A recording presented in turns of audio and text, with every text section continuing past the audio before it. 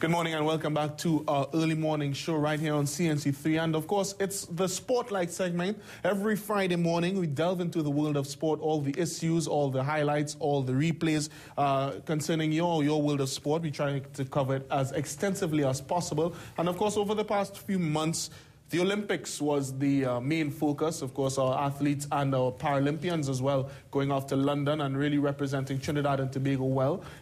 Cricket is also in focus this weekend, but we want to deal with a different type of stick men and stick women, so to speak. Of course, the West Indies are doing well at the World Cup, but we want to focus a bit on hockey. And hockey is one of those sports that we felt is in need of some sort of highlight. Of course, the men and women in that field have been producing players and administrators galore in the years gone by, and they're just about on the brink, in my own opinion, my humble opinion, on the brink of really breaking through and becoming, making Trinidad and Tobago more well-known internationally. Of course, my guest this morning certainly would agree. They are from my immediate left, Ms. Cindy Martin-Foston, who is the national teams administrator. Of course, Mr. Ken Jaikaran, who is the head of delegation to the recently concluded Pan Am Junior Hockey Championships in Mexico, and of course, third vice president of the Trinidad and Tobago Hockey Board,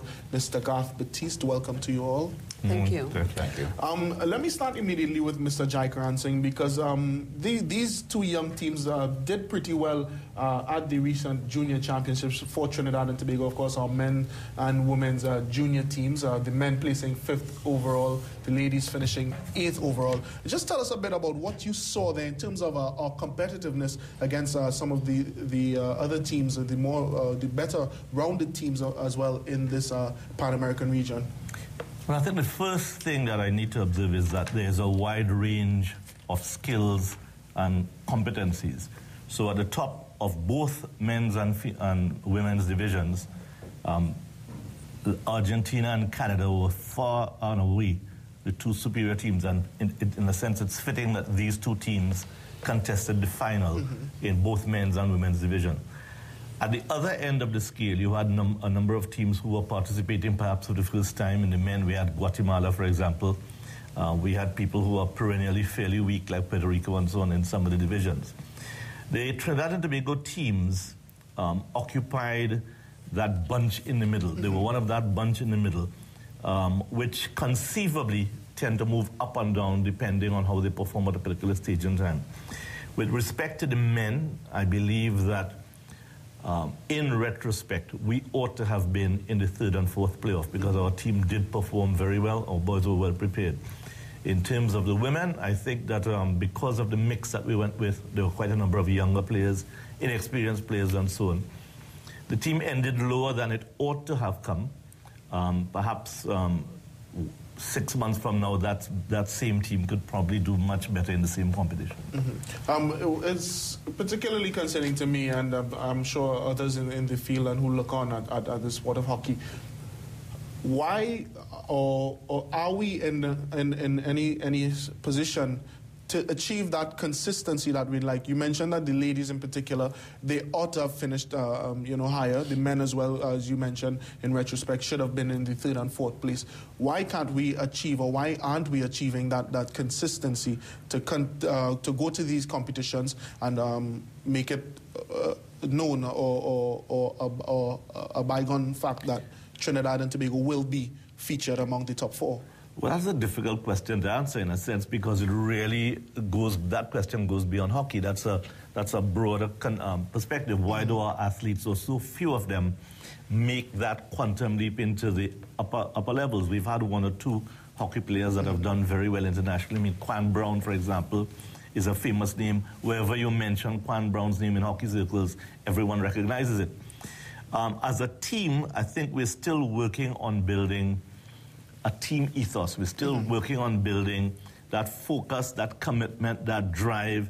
We're still working on building the infrastructure that will support the efforts of such a team to get to the highest level. We do have some way to go, but it's not a difficult road. I think that once we put long-term plans in place, I think that both our men's and women's teams, not only in hockey, but in all other sports, can get very far. Let me take this opportunity to bring in Mrs. Martin Foster at this point. As you mentioned, Mr. Jaikan Singh, that team ethos, which is still in the process of being developed, I guess that would be your role in terms of administrating these teams at all levels?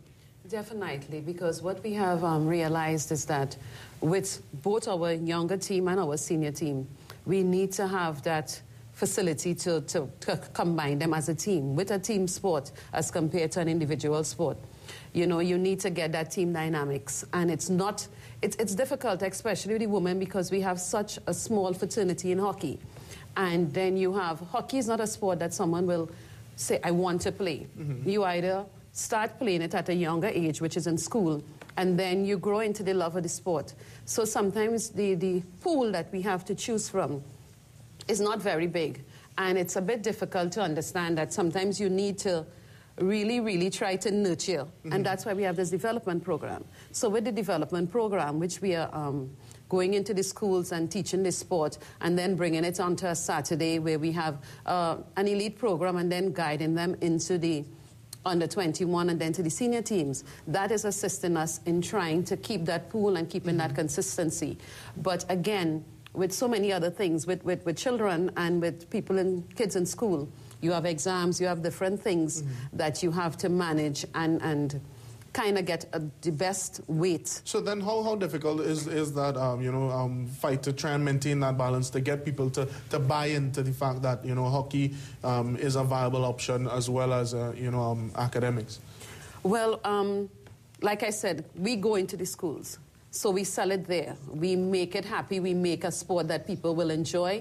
And then they graduate into clubs. We try to push them into different clubs so they will continue being nurtured. But then again, also there's a lot of scholarships that attach to hockey. And the ones that really love it, you see, you don't need to push them. They channel themselves. And then you have parents who are in hockey who gradually their children come into the sport. So again, we would like to see a lot more women. The men seems to be consistent in the fact that we have a good pool. We have a consistent pool, but with the women, we are trying our best to encourage a lot more so that we can have another good pool, because hockey has a lot of scope. It has a lot of scope, and for a small country like Trinidad and Tobago, we have been doing fantastically. I mean, we don't have all the infrastructures, and the hockey board has tried its best to put with the resources that we have to make sure that we look at all the program, especially development, because that's the only way it can go forward. And from that, you see our under 21, and then our senior team is going to be also in playing, because we are hosting the World League here in November. Right. So we are going to have all these teams coming here, and that too will be more exposure for hockey here. So people who are not accustomed to seeing the sport is going to be able to come up at the National Hockey Center in Tacarigua and experience the sports and see a lot of international teams playing and seeing Trinidad at its best. Beautiful. Mr. Batista, let me bring you in here as Ms. Martin Foster mentioned a lot about the board and the board's role and function in terms of not only making hockey, more well-known a sport in Trinidad and Tobago, but of course, building itself from the development level, from some of those programs that you all run in primary schools, come up to secondary schools. How is that? What is that like? Is it a vibrant happening at this point in time, or could it be better? You tell us. Well, it could always be better. There's no doubt about that. I think hockey historically has been, if you look at the premier sports, or the sports that are most popular, there's always football, cricket, then you have basketball. But hockey has been traditionally one of the sports that has actually done well internationally. Locally, what we, as Cindy mentioned, we lack some of the really necessary infrastructure. The top hockey playing countries have numerous what we call artificial turfs. We have one, and we've had one since 1995. Most of the top countries have at least 4 or 5. Our pool is small. Argentina, who's ranked #1 in the region and #2 in the world for the female, have thousands of hockey players. We talk about hundreds. And that's the gap, really. So yes, there's more. There's a lot being done by the local coaches. We have people like Glenn Francis and people like that who spearheading our coaching and development areas. People like Darren Cowie, they go out into the schools. Yes, a lot could be done more, but of course we need to support those coaches a bit more. Hockey has been traditionally a very amateur sport, very professional in how it's organized and administrated, but it's still essentially an amateur sport.